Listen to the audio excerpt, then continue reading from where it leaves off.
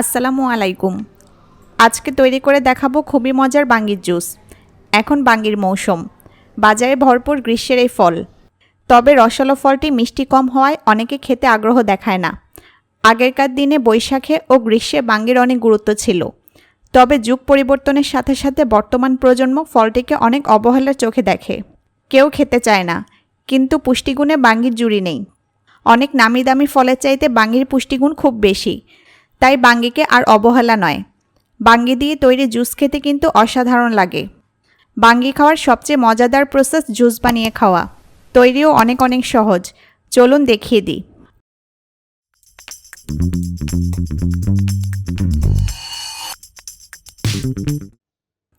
প্রথমে এখানে আমি একটি বাঙ্গি নিয়েছি। কত সুন্দর ফলটা! এটা গোল হয় আবার লম্বাও হয়। আমি গোল বাঙ্গি নিয়েছি, দেখতে কিছুটা মিষ্টি কুমড়ার মতো। আপনারা যে কোনো সাইজে বাঙ্গি নেবেন জুস তৈরি করার জন্য। এখন আমি বাঙ্গিটা কেটে নিব। বাঙ্গির উপরের খোসা ফেলে দিতে হবে। পেঁপের খোসা আমরা যেভাবে ফেলি ঠিক সেভাবে।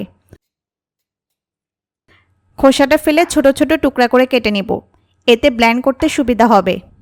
বাঙ্গি ত্বকের বয়সের ছাপ দূর করে। এটি ত্বকের কোষ নষ্ট হয়ে গেলে তা ঠিক করতে সাহায্য করে, ফলে কিন্তু আপনাকে অনেক সতেজ ও তরুণ দেখাবে।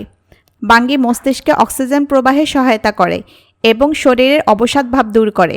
নিয়মিত বাঙ্গির শরবত খেলে খাবারে অরুচি, নিদ্রাহীনতা, আলসার ও অ্যাসিডিটি দূর হয়। তাছাড়া এই ফলে নেই কোনো চর্বি বা কোলেস্টেরল, তাই বাঙ্গি খেলে মুটিয়ে যাওয়ার ভয় নেই একেবারেই।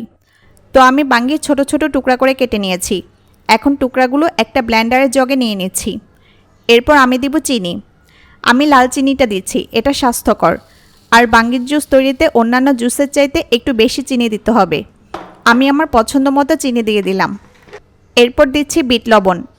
এটা জুসে অন্যরকম একটা স্বাদ যোগ করবে। বিট লবণ না থাকলে সাধারণ লবণ দিলেও চলবে। এরপর দিচ্ছি লেবু। আমি একটা লেবু স্লাইস করে কেটে নিয়েছি। স্লাইসগুলো এখন চিপে রসটা দিয়ে দিচ্ছি। লেবু জুসে একটা রিফ্রেশিং ফ্লেভার যোগ করবে।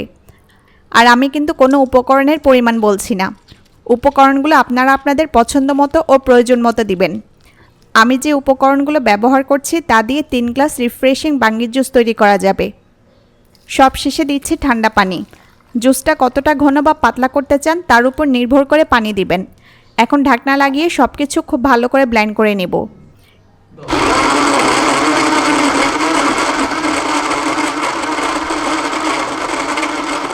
থেমে থেমে কয়েকবার ব্লেন্ড করে নিতে হবে।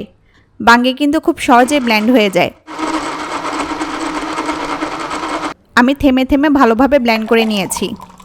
একটা গ্লাসে জুসটা ঢেলে আপনাদের পরিবেশন করে দেখাই। জুস যদি মনে করেন বেশি ঘন হয়েছে তাহলে ব্লেন্ড করার পর কিন্তু আপনারা আরও পানি অ্যাড করতে পারবেন। এখন গ্লাসে কিছু আইসবার দিয়ে দিচ্ছি। এভাবে আপনারা কিন্তু খুব সহজে বাঙ্গির জুস তৈরি করে খেতে পারেন। বাঙ্গি ফলটা স্বাদে তেমন ভালো না হলেও এটা জুস কিন্তু খুবই মজাদার ও রিফ্রেশিং, পুষ্টিগুণেও ভরপুর। আমি কথা দিচ্ছি বাঙ্গির জুস কেউ একবার খেলে সে আর কখনো বাঙ্গিকে অবহেলা করবে না। রেসিপিটি কেমন লাগলো জানাবেন। কোনো প্রশ্ন থাকলে কমেন্টে লিখুন, আমি রিপ্লাই দেব। সবাই ভালো থাকুন, সুস্থ থাকুন। আজকের মতো বিদায় নিচ্ছি। আল্লাহ হাফেজ।